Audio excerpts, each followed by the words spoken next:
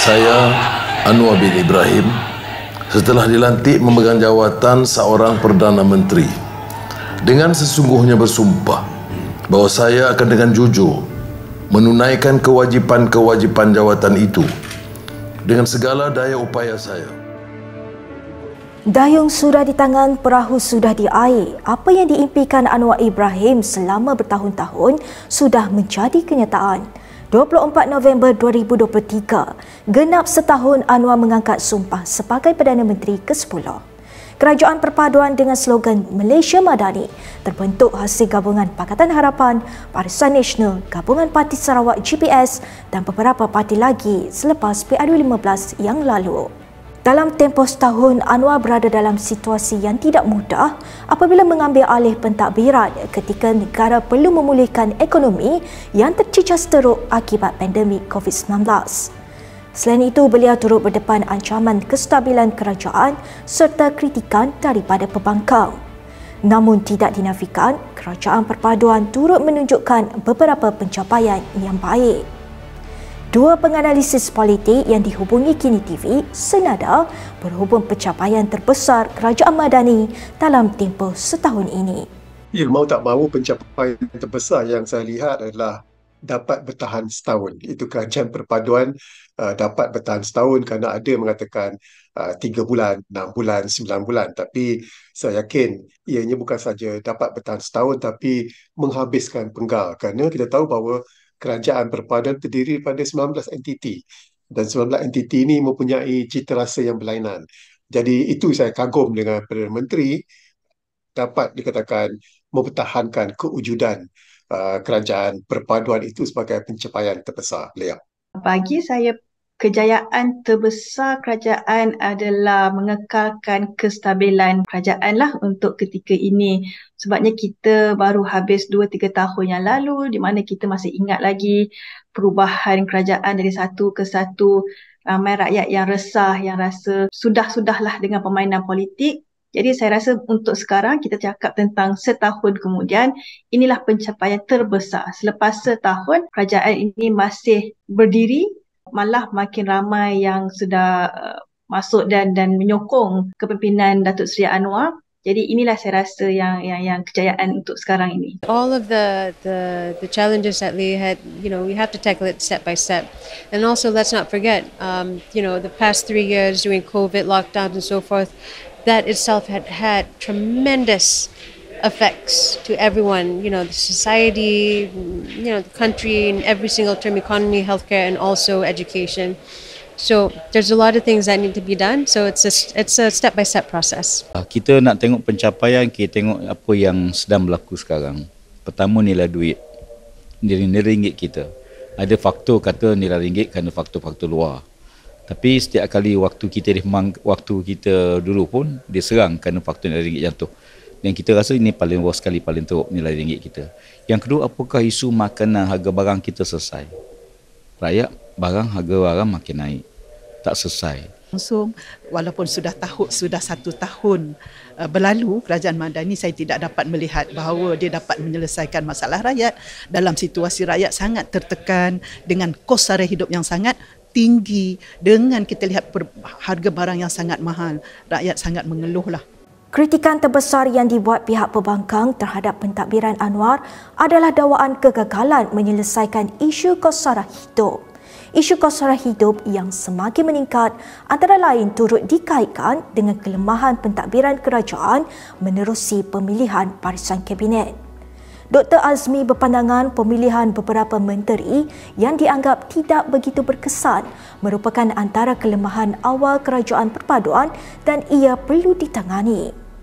Membentukkan kabinet. Saya faham ketika mula dia Perdana Menteri membentuk kabinet pada November tahun lepas, kota-kota dapat, itu perlu dipenuhi. Itu kota-kota 19 entiti yang menyokong Perdana Menteri sebagai Perdana Menteri. Saya faham itu. Tetapi pada ketika ini, sekarang ini, apabila ketiadaan kekosongan jawatan Arwah Salahuddin, itu adalah masa terbaik. Masa terbaik untuk dikatakan menukar sedikit portfolio. Kerana ada portfolio kementerian yang tidak begitu efektif. Sedangkan portfolio itu penting. Tapi hingga hari ini, Saya rasa dah hampir 2 bulan dah kekosongan itu masih belum diisi. Jadi itu saya anggap sebagai kegagalan utama, kelemahan Perdana Menteri dan juga Kabinet beliau. Bagi Dr. Shazal pula, kelemahan kerajaan perpaduan dapat dilihat apabila orang ramai masih ternanti-nanti dasar konkret bagi menangani masalah rakyat. Tambahnya, tidak dinafikan dalam tempoh setahun ini banyak penambahbaikan yang dibuat oleh kerajaan, namun ianya tidak disampaikan dengan baik kepada rakyat. Bagi saya lah, kegagalan terbesar adalah kerajaan seperti masih kurang dapat menyampaikan kepada rakyat apa sebenar ke mana negara mahu pergi. Daripada segi dasarnya, bukan setakat dasar, walaupun kita sudah ada beberapa orang kata penambahbaikan, tapi seperti tak disampaikan dengan baik kepada orang ramai untuk faham apa yang kerajaan sedang buat, telah buat, apa kejayaan. Jadi saya rasa ini yang masih berkurangan, sebab saya rasa kerajaan sudah buat ada penambahbaikan sini dan sana sedikit-sedikit, tetapi rakyat seperti tidak nampak. Lagi satu kelemahan kerajaan, kalau saya boleh sebut, adalah mereka mempunyai orang kata rangka madani ni ada, tapi dia macam tak dapat dilihat bagaimana rangka ini akan menjadi dasar.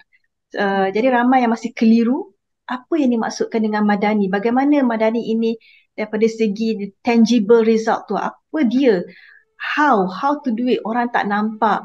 Pada September lalu, pentadbiran Anwar berdepan spekulasi rombakan Kabinet.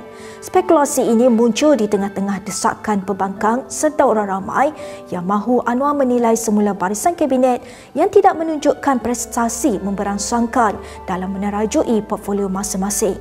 Malah kekosongan jawatan Menteri Perdagangan Dalam Negeri dan Kos Sara Hidup selepas kematian Salahuddin Ayub pada Julai lalu juga masih belum diisi.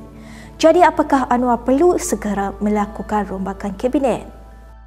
Ya, memang betul. Terutama sekali tentang kos sara hidup, cara kerajaan menangani kos sara hidup. Dan juga saya rasa ini masa terbaik. 2 minggu lepas diterangkan kaedah-kaedah subsidi, terutama sekali subsidi bahan bakar petrol. Tapi ini tidak dinyatakan. Mungkin kaedahnya sukar untuk direncanakan.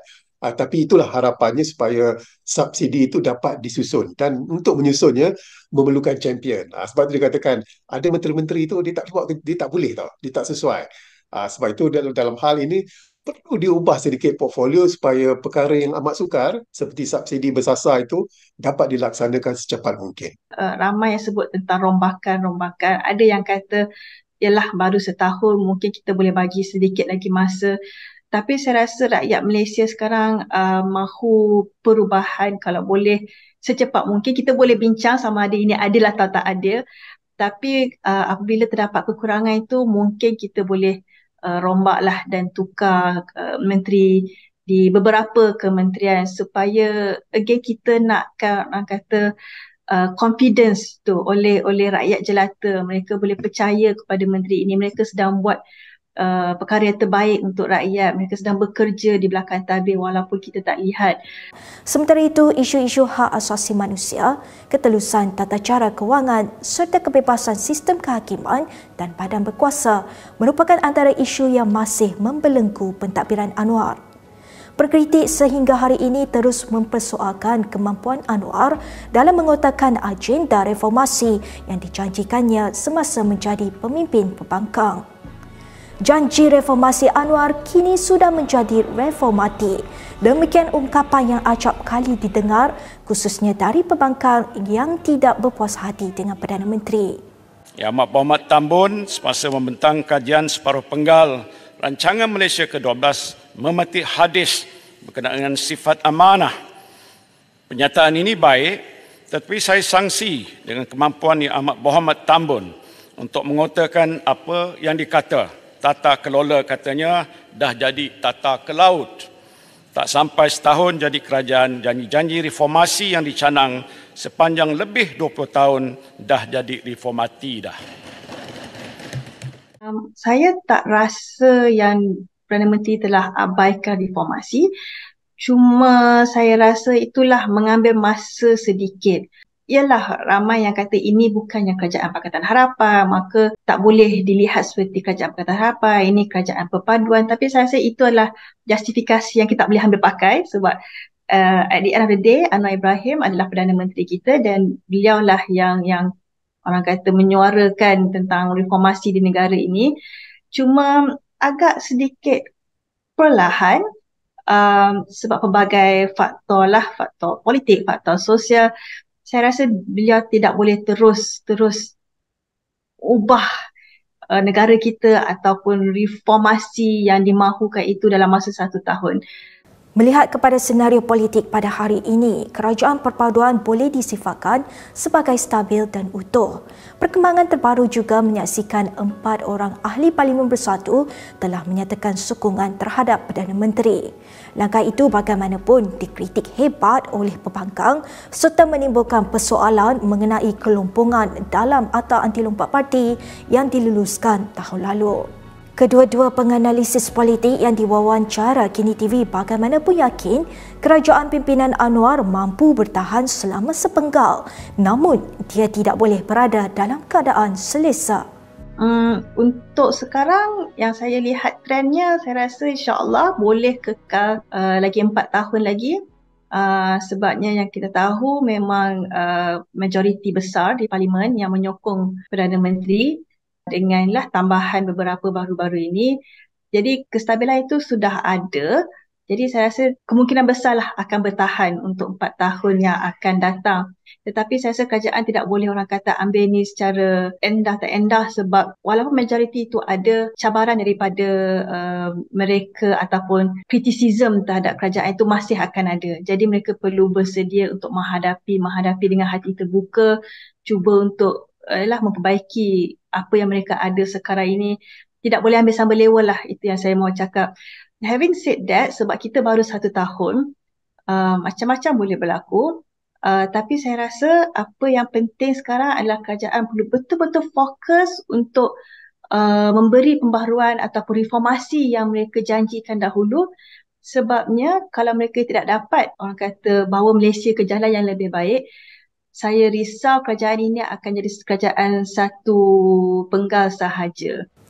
Berbaki 4 tahun lagi untuk menghadapi PRU 16 sebenarnya adalah tempoh yang sangat singkat.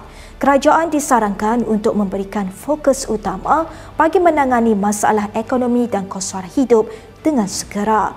Jika sebelum ini dikatakan masih terlalu awal untuk menilai pencapaian kerajaan perpaduan, namun kini tiba masanya untuk pengkritik maupun penyokong kerajaan untuk mula menilai prestasi mereka sehingga tamat penggal. Laporan disediakan oleh Nursyah Muhammad Amin dan Asri Maslan untuk Kini TV.